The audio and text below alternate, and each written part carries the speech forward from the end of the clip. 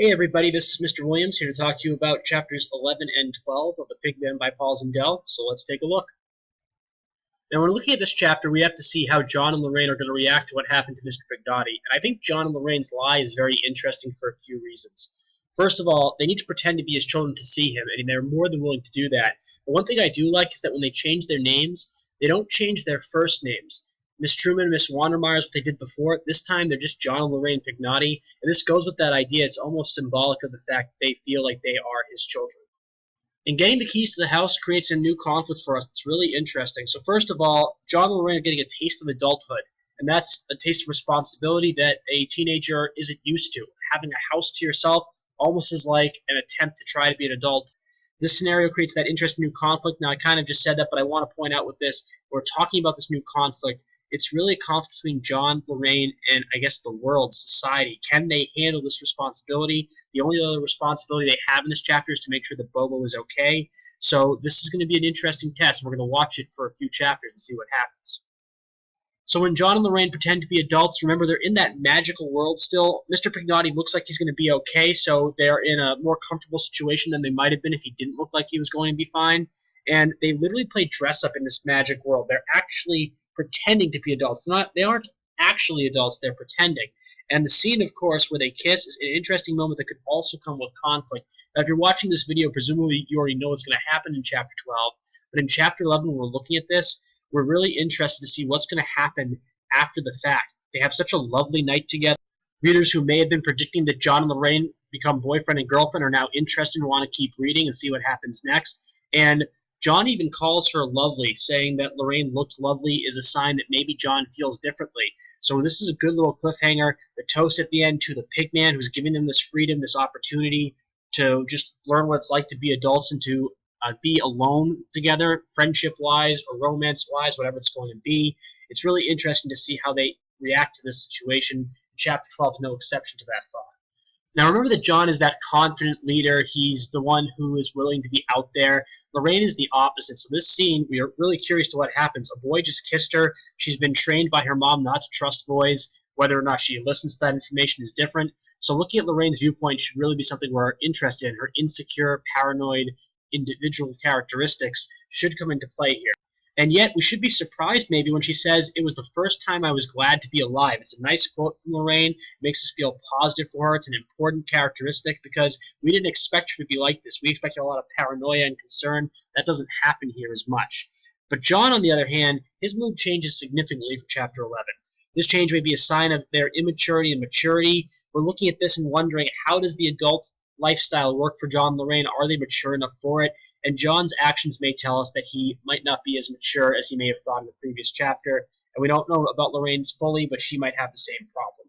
Now, although it's late in the game to be adding new conflicts, it doesn't mean we can't do it. And now John and Lorraine have a conflict between each other. This is not new in the sense that they never argued before. We see arguments with them between going to see Mr. Pignotti, and it's your fault this happened. But this is the first time they're really, really awkward in front of each other, and they don't even seem to be able to handle friendship at this point. So an interesting change here, and it's something we should look into for the next few chapters. However, the one time we see that their friendship is still strong is that they won't enter that pig room when they're cleaning the house. So they go around cleaning the house because Mr. Pignotti is going to come home and they want to make the house look good for him, and they won't go into that room because that room is almost a sacred room. John and Lorraine don't want to enter because it's the shrine to Concetta Pignotti. It's really the one place left that's devoted to her, and they don't want to mess with that at all. So when they're cleaning the house, they have this joint front. They combine their efforts for Mr. Pignotti, so they're not necessarily at odds that they can't talk to each other and have a pleasant conversation. They're still able to work with each other, and that's important to know. Another aspect of Lorraine that's important to note is that although she is being positive and happy, glad to be alive, we still see that paranoia with the omens that she sees. She talks about the nightmare she had in the pig room where she sees the coffin. This continues from before, where she heard that person saying death is coming, seeing the freshly dug grave. The coffin just adds to that thought process. So there is still some paranoia there. And maybe these omens are after the fact, because remember, the story is being written after everything's happened, but Lorraine is showing her paranoia. Now, at the end of the chapter, we have a little bit of a cliffhanger, just what you're going to be looking forward to in Chapter 13, and that's that John is throwing a party. So John throwing a party should make you really want to predict what's going to happen and wonder what's going to happen when all these people come for a party or however they plan to do it. We want to be thinking, what could a party mean for the rest of the story. And I want to just make this very clear that with only a few chapters left, predictions are a really important part of the reading process. We want to be fully engaged with the story so that when the big events happen, I'm not going to really talk in the next few videos about climax or falling action or anything of that nature. We definitely haven't hit the big events that are going to lead to our theme, so we want to be paying attention for those, because when they do happen, we want to be ready for them and thinking about what they could do for the rest of the story. So with 3 chapters to go, it's important to consider the following. What are the main conflicts of the story? As previously stated, we should be wondering what those are so we can make a good theme, a good meaning or message to what's going on here. We also want to consider what types of conflicts are in the story. All of these are here in some form or another, even if it's in a minute way, but person versus self versus society versus nature / the unknown. We want to be identifying those and figuring out how important they are to this story.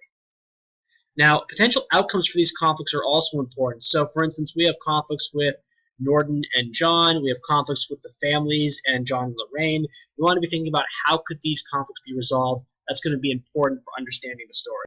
With only 3 chapters to go, we also want to consider how the key characters will be involved. We're not going to have many minor characters being the focus of attention. Our main characters are going to take center stage, and we want to see what happens with them. This could include Angelo Pignotti. It could include Norden Kelly and Dennis Coben. It could include John and Lorraine, of course. And it also could include John and Lorraine's families. We want to look at all these people and wonder what's going on. And last but not least, this is pretty repetitive at this point, but just keep making predictions. Keep thinking about what's going on. Every scene should have little snippets of it that you should pause and think to yourself what could happen next. And that's really all I have. We're really down to the end here. You want to be ready to go and thinking about what could happen. And if you have any questions, feel free to contact me. Thanks for watching.